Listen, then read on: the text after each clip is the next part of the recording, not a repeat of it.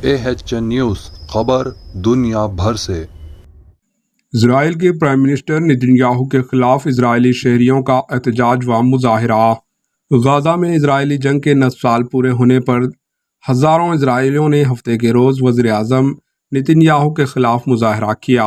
منتظمین نے بتایا کہ گزشتہ سال متنازع عدالتی ترمیم کے خلاف بڑے پیمانے پر احتجاج کے بعد سے تقریباً 1 لاکھ لوگ تل ابیب کے ایک چوراہے پر جمع ہوئے، جس کا نام تبدیل کر کے ڈیموکریسی اسکواڈز رکھا گیا ہے۔ مظاہرین نے فوری الیکشنز کے نعرے لگائے اور نتن یاہو کو استعفیٰ کا مطالبہ کیا۔ یہ مظاہرہ ایک ایسے وقت میں کیا گیا جب اتوار کو غزہ میں جنگ 7ویں مہینے میں داخل ہوئی ہے۔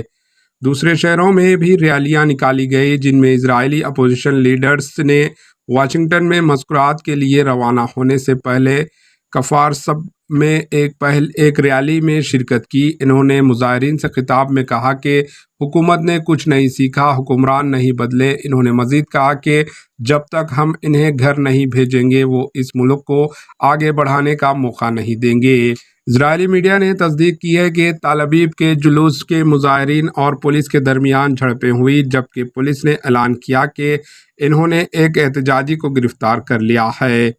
تل ابیب میں مظاہرین کے ساتھ غزہ میں قیدیوں کے اہل خانہ اور ان کے حامیوں بھی شامل تھے۔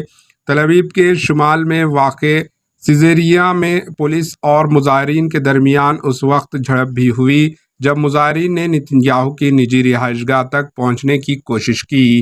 Bureau report, AHN news.